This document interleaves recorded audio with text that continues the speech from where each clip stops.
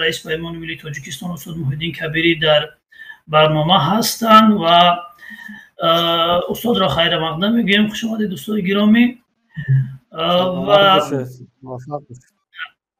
زنده باشید. از سوال هایی که ما از شما داریم استاد کمی فکر کنم شاید بیرونتر از برنامه باشند ولی به هر شکل با برنامه ما ارتباط دارند، چون بعد از این بازداشت هایی که در کشور انجام شد نسبت دو نویسنده، امام علی رحمان سفر داشتن به امریکا و 20 سپتامبر در مجمع سازمان ملل یک صحبت کردن و در اونجا از اینکه بیشتر توجه کنند به مشکلات داخلی کشور و طرز صحبت کردن که بیا در داخل کشور هیچ مشکلاتی وجود ندارد در کشور خودشون و همه به قول گل هست و بیشتر پرداختن به نصیحت و وصیت کردن جهان و رهبران جهان که در اونجا شرکت داشتن و در آغاز صحبتش نگرانی خود را از یعنی وضعیت یک نمیدونم یک تحولات نگران کننده در جهان ابراز داشتن که یک تحولات نگران کننده در انتظار ما هست و باز هم از تروریسم، افراطگرایی و این چیزها صحبت داشتن. نمیخوایم در اینجا نظر شما رو بپرسیم استاد گرامی در رابطه با صحبت‌های رحمانوف و اینچنین در رابطه با این موضوعی که ما داریم اگر گفتنی داشته باشید. بفرمایید استاد گرامی. به نام خداوند بخشنده و مهربان، قبل از همه من شما رو تبریک میگم برای این برنامه خوبی که روی دست گرفتید و خوب میشد که این گونه برنامه‌های تحلیلی زود هفته یک بار یا 2 هفته یک بار با شرکت کارشناسان برگزار شود و شما بتونید کارشناسان را دعوت کنید، سیاستمداران، اهل نظر را، تا اینکه نسبت این موضوع داغ روز جامعه نظرهای خود را بگویند و موضوعهای مهم را به تحلیل بکشید، چون جامعه ما واقعا نیاز به تحلیل و روشنی داره اطراف مسائل روز. این یک مسئله است. مسئله دیگر این که حالا اگر شما نیتتان این باشد که این گونه برنامه را دوام بدید، من خیلی خواهش میکردم و پیشنهاد میکردم که بیشتر شما دنبال بیننده صاحب اندیشه و کسانی باشد که اونها نظر شخصی خود را دارند، بگذار عددشان کم باشد، چون ما در شبکه‌های اجتماعی داریم کانال ها و رسانه هایی که خیلی سربینندن و یعنی از روی شماره از روی بیننده ها خیلی پیشرفت کردن، اما فکر میکنم جای کانال ها یا رسانه هایی که بیشتر مواد تحلیلی بدهند و مخاطب آنها بیشتر صاحب اندیشان، روشنفکران باشد، بگذار عددشان کم هم باشد، مهم این است و امیدوارم که این کانال شما یا این طرح شما چون یک طرح برای تبادل نظر و برای تحلیل های واقعی خواهد بود. اما من قبل از آن که به سوال های شما داملو اسلامی دین برگردم، من میخواستم نسبت همین موضوعی که حالا شما با سلیم جان بحث داشته چند نکته رو خدمتتون عرض کنم، خیلی کوتاه. اولش که من نظر خود را در کدام صحبتی هم نسبت حبس این نه تنها این 2 نویسنده بلکه دیگر روشنفکران تاجیک گفتم و حالا چیزی برای علاوه ندارم، اما همین که ما مثلا موضوع این 2 نویسنده رو بیاریم به محل یا به کدام، مثلا اینجا حتی سلیم جان مسئله میراثبری رودکی بودنی استاد رودکی بودنی عبدالقادر رستم رو ذکر کرد.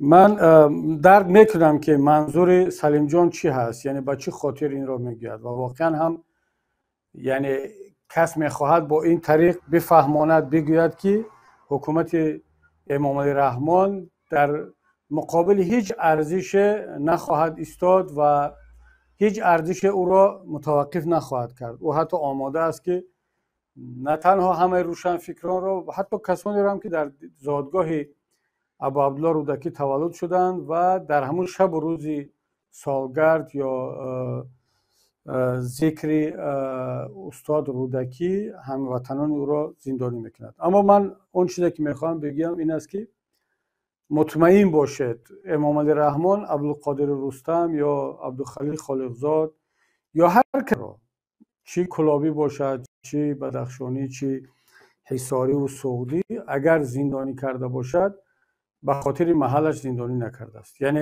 عبدالقادر رستم را به خاطر همدهه یا همشهری بودن استاد ابو عبدالله رودکی زندانی نکرده است. من شک ندارم که از دهه پنجرود، از نه تنها از پنجکین، از پنجرود، از زادگاه استاد رودکی کم نیستند کسانی که در مقامات دولتی همراه رحمان کار میکنند، طرفدار رحمانوف هستند و رحمانوف با اونها هیچ مشکلی ندارد.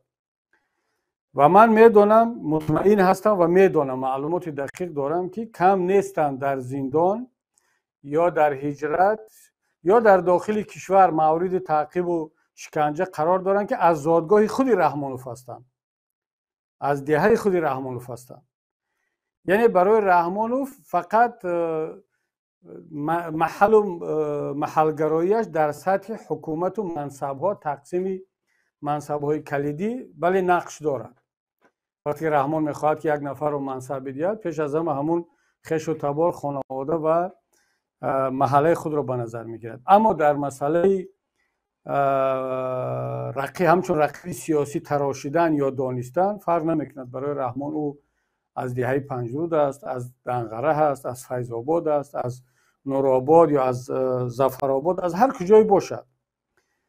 و بنابر همین مسئله را بردن به سمت آن که این هموطنان گرامی ما را به خاطر پنجرودی بودنشان زندانی کردن. البته مقصد سلیم جان و دوستان این نبود. این را میخواستم به این شکل بیان کند که حتی رحمانوف در همین شب و روزم به استاد به هم سایه و یا همدهه استاد رودکی رحم نکرد.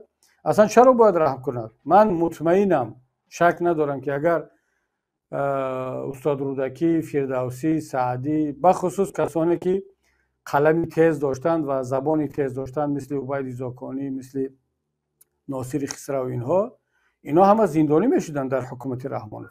اصلا برای در این شک نکنید. و بنابر همین من اینجا حالا به این خاطر میگم که کمی مسئله را در سطح ملی ببینیم و امام علی رحمان حتی به فرزندش رحم نخواهد کرد اگر فرزندش یک کمی انسانی آزاداندیش باشد و فکرهای درست بگه. خب اکنون برگردیم به سوالهای شما. بله، سفری که امام علی رحمان مثل همه پرزیدنت های دنیا به نیویورک داشتن برای شرکت در نشست گنرال اسمبلی که اسمبلی عمومی جهانی سازمان ملل و سخنرانی هم داشتن. من در سخنرانی رحمان چیزی خیلی هم مهم، جالب و چیزی نوی را ندیدم. همون صحبت ها موضوع کهنه، باز همون اقلیم، باز همون پیریخا، باز هم باد و هوا و تروریسم و یک علاوه که امسال داشت. اتفاقا احساس می شود که همه پرزیدنت های یا اکثر پرزیدنت های آسیای مرکزی و کشورهای اسلامی این موضوع رو برای خود شعار کردن. یعنی میخوان توسط برداشتن احترام به ارزش‌های دینی، به خصوص به ارزش‌های اسلامی و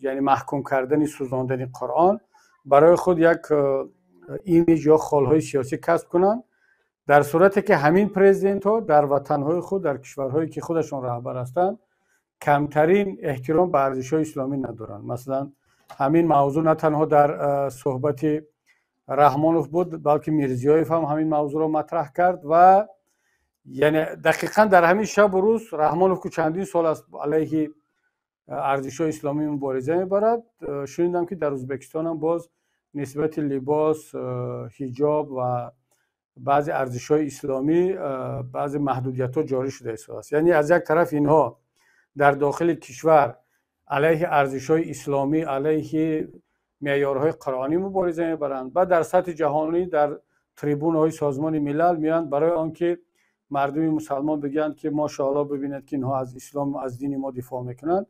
این گونه شعار پردازی میکنن که به حقیقت راست نمیاد. این یک نویگری بود در صحبت رحمان. اما باقی موضوعی که گفت موضوع خیلی آبشسته و کهنه بود و هر سخنرانی که رحمان میکند چه در داخل چه در خارج، اگر یک نشست بین المللی باشد، حتما موضوع اقلیم و پیریخ‌ها و تغییرات اقلیم هست. اصلا در دیپلمات یک قاعده عمومی هست که اگر شما در یک جایی که حرفی برای گفتن ندارید، اگر در یک مثلا پویز، در یک هواپیما، در یک جا نشستید و همسایت رو نمیشناسید، نمیدانید که میل او چی است، ذوقش چی است و میخواهید با او صحبت کنید یا حرفی بگویید، موضوع رو انتخاب میکنید که موضوع بسیار نیترال باشد. اون موضوع چی است؟ باد و هوا. مثلا شما راحت میتونید بگویید که ببینید امروز هوا خوب است، یا هوا باریده ایستاده است، یا این هفته هوا خوب نبود. و این موضوع باد و هوا بسیار یک موضوع نیترالی هست که کس میتواند توسط اون صحبت را آغاز کند و خب حرف بزند که منم صحبت کرده میتونم. امام علی رحمان موضوع اقلیم و موضوع افراطگرایی را، این دو موضوع هست برایش که این درد سری تمام دنیا هست، بشریت است و در هر صحبت، در هر جلسه، بخصوص در سطح سازمان ملل اون را مطرح میکند، چون دیگر موضوع برای گفتن ندارد. برای مثال رحمانوف درباره حقوق بشر چی بگوید، درباره پیشروی اقتصادی چی بگوید. شما اتفاقا اگر اهمیت داده، امام علی رحمان در داخل کشور از پیشرفت‌ها و از دستاوردها صحبت میکند، اما در سازمان ملل به خاطر آنکه بیشتر پول بگیرد، از مشکلات اقتصادی و از مشکلات مردم که روز به روز زیاد شده است از اون حرف میزند. اما با چی راه؟ هیچ وقت امام علی رحمان نمیاد با اون زبان ساده که در داخل کشور صحبت میکند درباره پیشروی ها.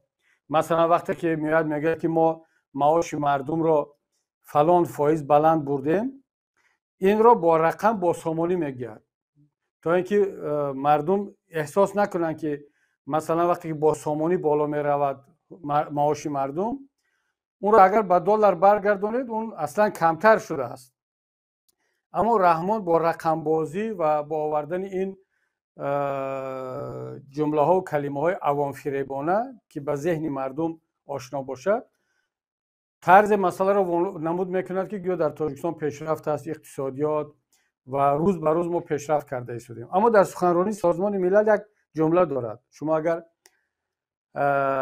گوش کرده باشید و ببینید، با سازمان ملل میگوید که ما یعنی تاجیکستان در مسئله هدفهای رشد سازمان ملل یک کانسپت است، یک پروگرام سازمان ملل هست که цели устойчивого развития نام دارد به زبان روسی، هدفهای رشد استوار به زبان تاجیکی. این یک برنامه سازمان ملل است و عبارت از 17 پونکت و اون همین 17 پونکت هر هدفی خاص دارد. امام علی رحمان میگوید که در این سخنرانیش برای اینکه مردم تاجیک نفهمد، ولی برای اینکه سازمان ملل بفهمد، پرزیدنت‌ها در اونجا نشسته بفهمند اما مردم تاجیک نفهمد، میگوید که ما در قسم یکی برنامه سازمان ملل، برنامه هدفهای رشد استوار، ما در تاجیکستان مشکلی داریم. مردم تاجیک، حتی بعضی متخصصان، روزنامه‌نگاران اصلا شاید درک نکنند که منظور رحمان چی است، چی میخواهد بگوید که ما در هدف یکمی سازمان ملل، برنامه سازمان ملل مشکلی داریم. اما در داخل تاجیکستان میگوید که ما پیشرفت داریم. در سازمان ملل میگوید که ما مشکلی داریم، روبرو با مشکلات هستیم. این هدف یکم چی است؟ کمبیزاتی و فقر. اولین پونکت هدف رشد استوار سازمان ملل مبارزه با فقر و کمبیزاتی است. رحمان در داخل کشور میگوید که ما روز به روز نیک احوالی مردم زیاد شده ایستاده است، پیشرفت کرده ایستاده ایم. این رو برای تشویقات، برای پروپاگاندا، برای تبلیغات میگه و طرفداراش هم میگن ماشاءالله بین رحمان کدام رقم ها را گفته ایستاده است. مثلا معاش مردم در سال 2005 مثلا با سامانی اینقدر بود، در سال 2023 اینقدر شد. اما این بازی با رقم است. در سازمان ملل میگه که ما در هدفهای 1 7 12 13 حالا هم 4 تاش به یادم است، ما مشکلی داریم. اصلا اگر شما تحلیل کنید امام علی رحمان در همون 17 هدف سازمان ملل مشکلی دارد، اما همگی یک دو نفر رو یک دو هدف رو نامبر میکند. به خاطر چی؟ به خاطر آنکه سازمان ملل برای این برنامه ها مبلغ جدا میکند. اما اینجا یک متخصص لازم است، اینجا باید یک تحلیلگر لازم است که سخنرانی امام علی رحمان را به اصطلاح رشفراف کند، تحلیل کند که پیام امام علی رحمان در سازمان ملل چی بود. به من پول بدهید، خلاصش اگر به یک جمله بگم، به من پول بدهید، زیرا من در این هدفهای 1 7 12 13 مشکلی دارم. یعنی کمبیزاتی زیاد شده ایستاده است، فقر زیاد شده ایستاده است، اما این را در داخل تاجیکستان با زبان ساده تاجیکی یا با زبان روسی با فکت و رقم گفته نمیتواند، چون مطمئن است، باور دارد که اکثریت مردم تاجیکستان نه از هدفهای رشد استواری سازمان ملل خبر دارند، نه این پونکت ها را میدانند، نه تحلیل کردن. بنابراین من در سخنرانی او چیز جالب جدید را ندیدم. و البته یک نکته دیگر را هم اینجا بگم که از من برای من از سخنرانی در سازمان ملل دیده ملاقات در فرمت 5+1 با جو بایدن پرزیدنت امریکا جالبتر بود، چون در اونجا جو بایدن نمیدونم همگی نیم ساعت با اینو صحبت کرد، 1 ساعت صحبت کرد. اصلا شما فرمت رو اهمیت بدید که این 5 رهبر کشورهای آسیای مرکزی رو که اصلا بسیارا چون نامشون رو نمیدونن به زبان انگلیسی 5 استان میگن، 5 استان یعنی 5 استان، چون نمیخوان بگن تاجیکستان، ازبکستان، قزاقستان، زبان اکثرش نمیپیچد متاسفانه. بعد یک نام عمومی گذاشتن 5 استان یا اینکه 5 استان، و اینها را همون به اصطلاح آپتوم دعوت میکنن یک جایه. پوتین اینها را دعوت میکند یک جایه، سن پترزبورگ یا در یگان جای دیگر. اخیراً رهبر چین دعوت کرد، بایدن اینها را یک جایه دعوت میکند. باز روزهای نزدیک 29 به فکرم در آلمان هستند، باز همین 5 نفر. این چه معنی دارد؟ معنی آن را دارد که هیچ کدام اینها به تنهایی، نه همچون پرزیدنت و نه همچون حکومت، برای کسی جالب نیستند. اصلا کسی وقتش را صرف نمیکند که بیاد مثلا با امام علی رحمان، با بردی محمدوف یا کدامی از اینها بشیند به تنهایی صحبت کند. در مجموع همه اینها را جمع میکنند و 10 15 20 minut سخنرانی عمومی میکنند تا اینکه بگن که ما هم با شما هستیم. پیام اصلی امریکا چی است؟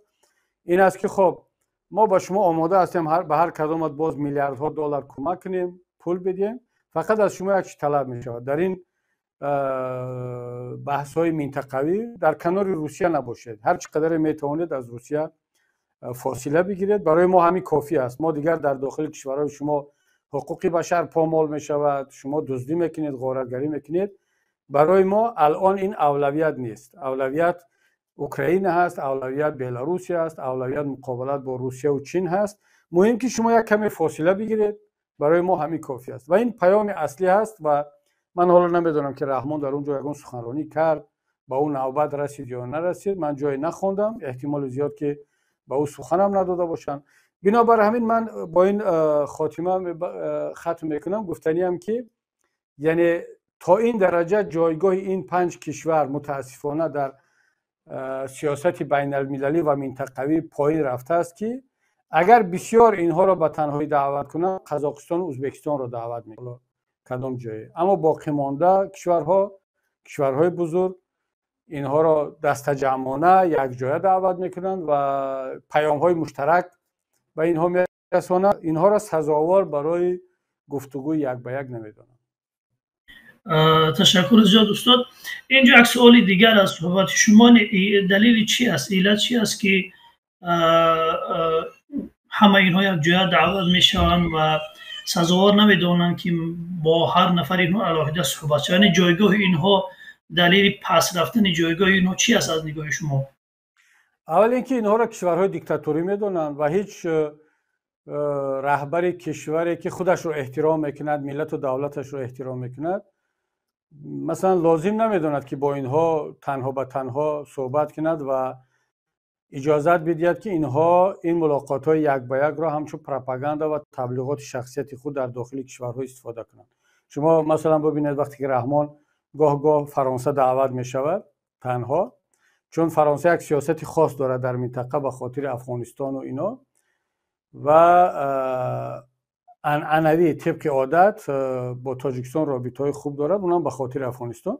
بعد ببینید که رحمان و دستگاه تبلیغاتیش در داخل کشور چگونه این را استفاده میبرند برای پروپاگاندای خود و رهبران کشورهای دموکراتیک را درک میکنن، میدونن و بنابراین اینها را دست جمعانه دعوت میکنن که برای اینها مجال یا امکانیت برای تبلیغات گسترده خودشان ندیدن. اگرچه دستگاه های پروپاگاند این پرزیدنت ها خیلی استاد شدن، خیلی ماهر شدن و از همین حالت های بسیار هم خجالت آمیز هم باز هم تلاش میکنن که یک تبلیغات کرده باشن.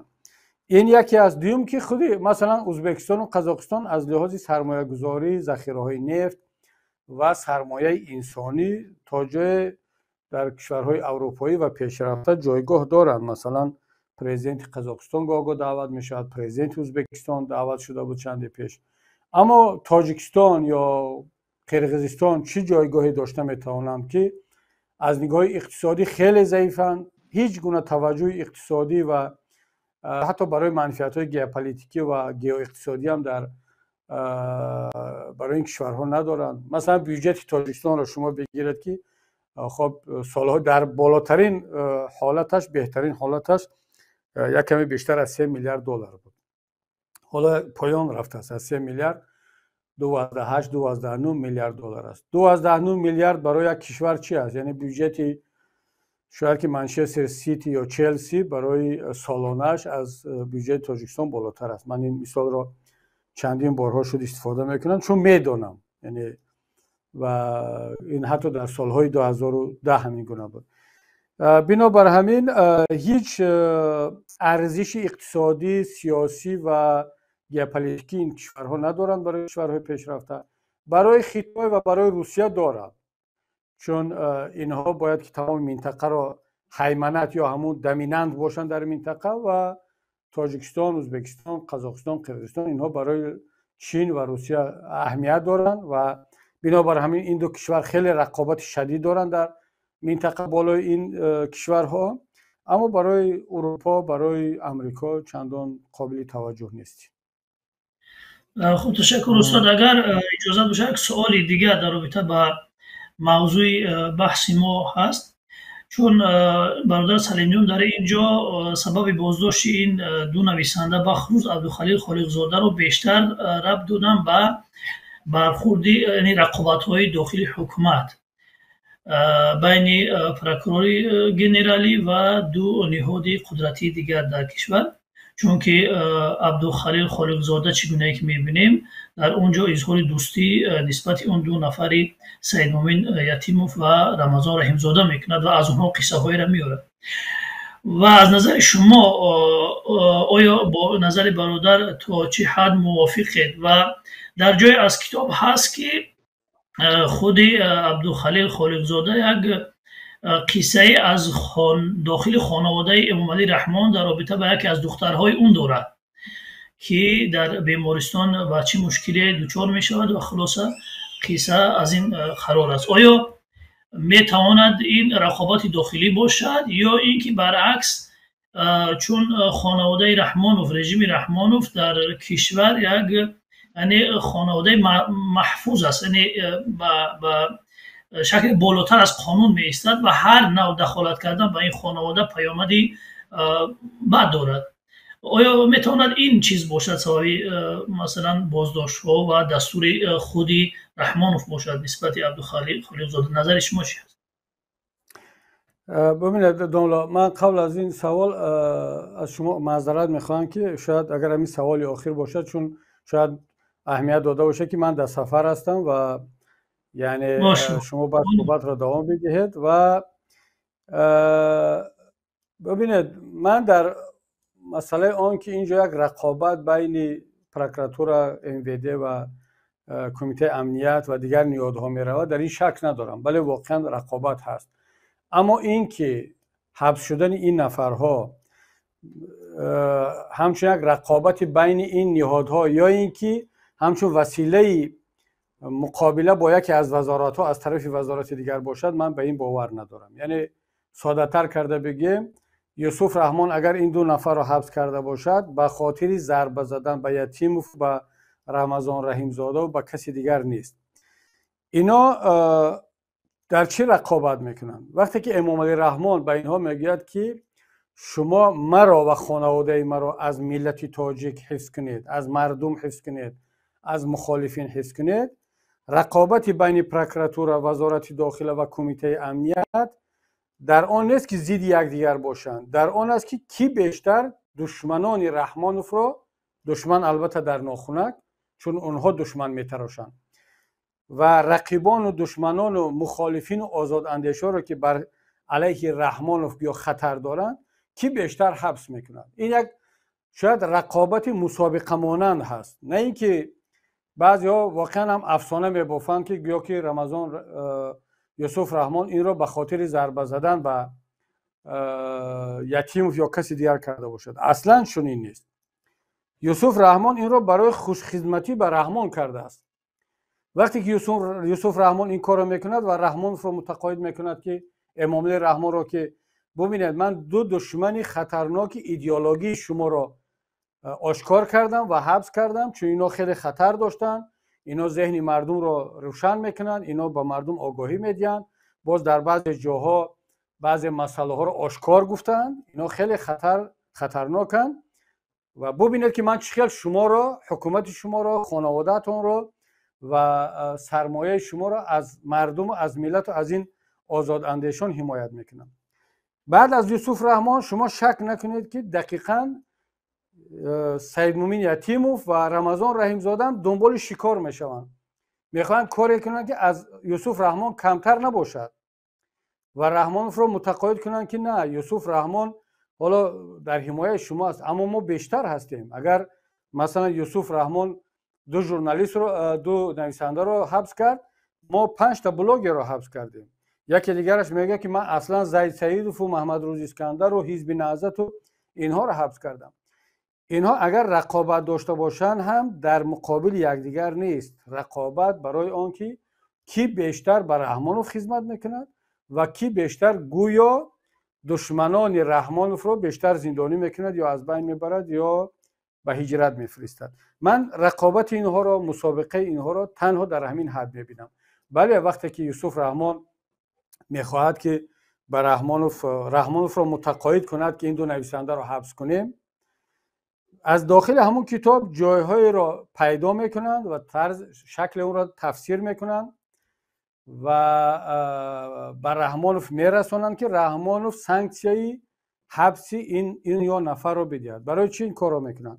مطمئن باشد که در تاجیکستان هیچ نفر، هیچ ژورنالیست، هیچ نویسنده، هیچ سیاستمدار یا شخصیت یک کمی معروف بدون اجازت و رضایت رحمانوف حبس نمی شود.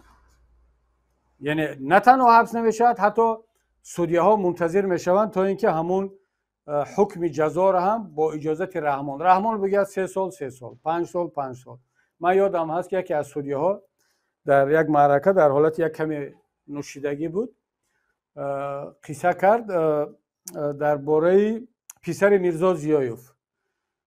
گفت وقتی میرزا ضیایوف رو کشتند، خود همون مقامات کشتند و پسرش رو که اصلا یک آدمی بیگناه بود آوردن حبس کردن و گفتند که خب ما فکر کردیم که خب یک شرف است، یکون جریمه میکنند یا حداقل شرطاً اصلاً 1-2-3 سال میدیند و جواب میدهند، برای که اصلا هیچ کار نکرده بود.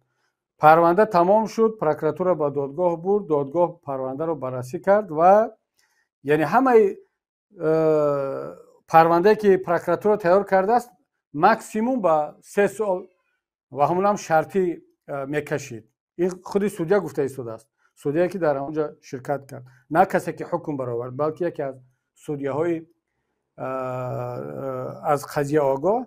بعد گفت که منتظر ماندیم که رحمانوف چی میگه، چند سال حکم بدیم و رحمانوف به زپای رفته است، یعنی نوشیده است، 2-3 روز به خود نمیاد، هوشیار نمیشد.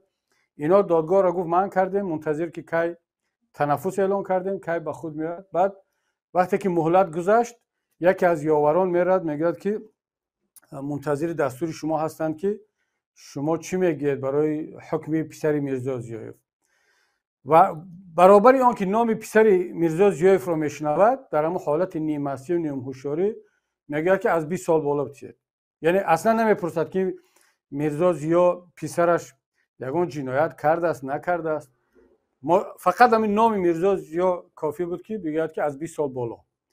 و اینا آمدن 23 سال حکم صادر کردن و خودشون در دهشت افتادن که چگونه با این پرونده 23 سال برای چی؟ نه آدم کشته است، نه سلاح داشت، ولی خب از زبان رحمان صدا داد. بعد چند مدت رحمانوف که با خود میاد هوشیار میشود، از کسی بعد میشنود در حالت هوشیاریش که با دستور او پسر میرزا ضیایف رو 23 سال دادن. بعد میگه خب یک کمی سراسیمه شدیم، اون خب کمترش کنید، بعد به فکرم تا 5 سال یا 6 سال بعد کم کردن، یعنی خیلی از نیست یادش رو بعد بریدن. بعد کمتر هوشیار شد، فهمید که یک کاری بی‌معنی شده است. یعنی این تجربه یا این حالتی واقعی هست که چگونه انسان ها حبس میشوند، حکم صادر میشد، همش با اجازت امام علی رحمان. اگر که یوسف رحمان توانسته باشد امام علی رحمان را متقاعد کند که این دو نفر باید زندانی شوند، حتما سانکشن او را گرفته است و حالا باز منتظر میشد که رحمان چی بگد. اگر جامعه جهانی، جامعه شهروندی، اپوزیسیون در مجموع ملت فشار بیارند بالای رحمان که این دو نفر رو یا آزاد کند یا حکم کمتر بدهد، سبکتر بدهد، حتما باز رحمان دستور میدهد که خب یک شرطن یا به یک شکل سبک کنید جواب بدهد.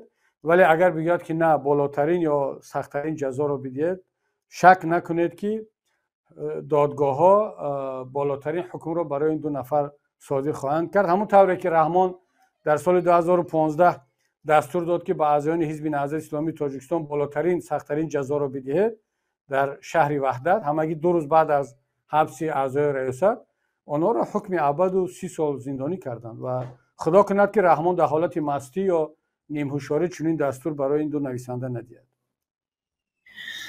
تشکر استاد گرامی. خب دیگر اگر شما با شما خیر خوش کنیم. سلامت باشید. با شما برای کار میخوام، واقعا اقدامی خوب کردید و این گونه صحبت ها را دوام بدید و هر وقت که اگر نظر ما لازم شد ما در خدمت هستیم ان شاء الله. حتما ان شاء الله. خدا نگهبان. سلامت باشید.